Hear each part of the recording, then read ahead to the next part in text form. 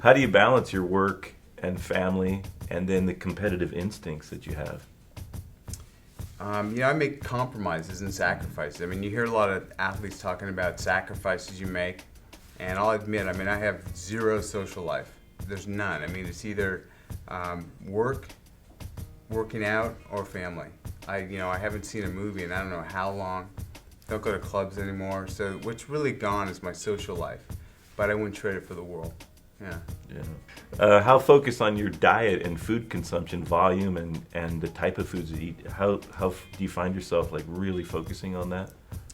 Yeah, I mean, nutrition is a really important element. So I watch what I eat very closely. I have a kind of a formula I follow depending on the type of race, if it's a mountain race, if it's a desert race, the temperatures.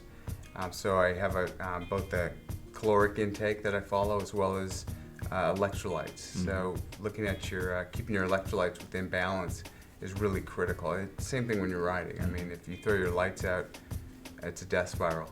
Yeah. Right. How many hours and miles you train a week in an intense period of training and just doing what you need to do to stay at such an incredible level? Yeah.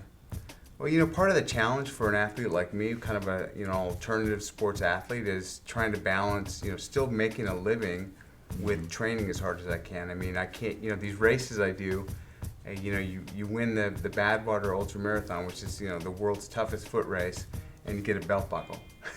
I'm like, that's a great belt buckle, but, I got to feed my family somehow. So I've got to do appearances, book signings, things like that. So I'm traveling constantly.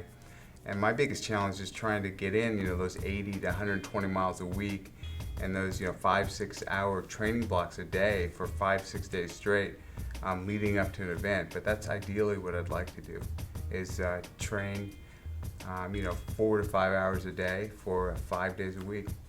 And for about 3 or 4 weeks leading up to a race. Wow. What's the longest running race that you've done?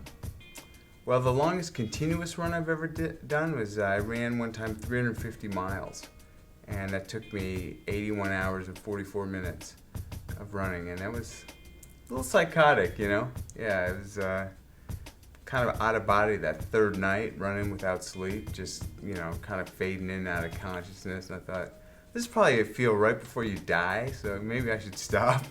But that was the furthest I've gone nonstop. And then one time I ran from New York City to St. Louis. So I ran 1,300 miles in a course of about a month. Yeah. What would you say, were they the hardest things, or were there something that was more difficult, do you think? I've done these 6-day stage races that are self-supported in the 4 greatest deserts of the world. So the Atacama Desert in Chile, the Gobi Desert in Central Asia, the Sahara, and then Antarctica, which people don't realize Antarctica is a desert. And those are 6 days carrying a pack that starts out at about 35 pounds because you got everything you need in there. Mm-hmm. And they're pretty hardcore races. And I would say the Atacama Desert was the most challenging because it was getting up in the 110, 115 degrees during the day, and at night it was about 20 degrees, so it's below freezing. And you're bivvied friggin' on this surface that looks like the Mars or something. It's just nothing grows there. It's so dry, and it was no sleep. Just hypothermia at night. Throwing your electrolytes out, racing during the day, and it was just a really, really tough race. And I won, but I never saw say I survived the fastest because that's really what I did. Yeah. Wow, that's awesome. What's a Leadville high altitude race? Well, maybe a little bit more lush scenery. Compare that to Badwater, if you would. Yeah, they both have their challenges. Leadville, I call it Dreadville, Colorado, because you've been there. I mean, you start on this plateau. It's so deceiving because it's a flat plateau, but you're at 10.5.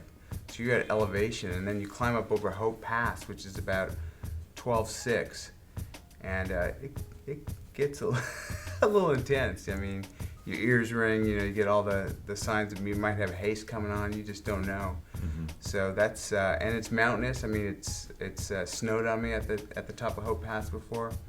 So that's a different sort of race than Badwater, which is a 135-mile run across Death Valley in the middle of summer. So Badwater is the lowest point in the Western Hemisphere. It's right in the middle of Death Valley. And 135 miles from that is Mount Whitney, which is the highest point in the contiguous U.S. So the concept is go from lowest to the highest across Death Valley in the midst of it. And dealing with that heat, I mean, I can tell you, it's gotten up to 128 degrees. And those are, just numbers. It's otherworldly to feel what that's like, to have a blast of wind in your face, 128 degrees. It feels like someone's got a blow dryer. I mean, things happen to you. No matter how much heat training you do, Mm-hmm. I mean, your sinuses slough off, your eyeballs go dry. It's just, and there's sandstorms. It's just misery. I love it. That's right. That's it. He's gonna try it. He said he's on. Yeah. I'm doing it. Yeah. I might be in a helicopter for most of it. With tequila. Yeah. With some tequila And pizza, hopefully, for me. and a rolled up pizza. Yeah. Right. That's the trick. Thank you very much, Dan. Yeah, my pleasure, man.